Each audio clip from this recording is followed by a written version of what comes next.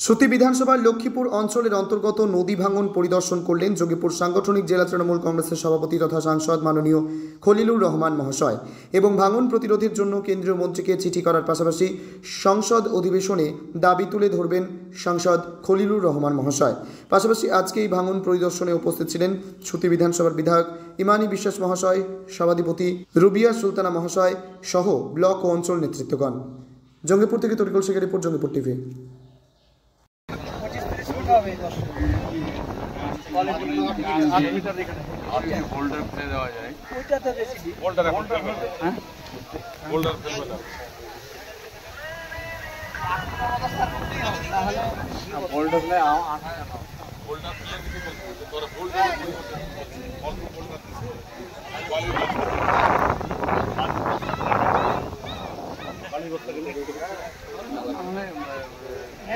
पठान ना एरिगेशन लोग काल के बोले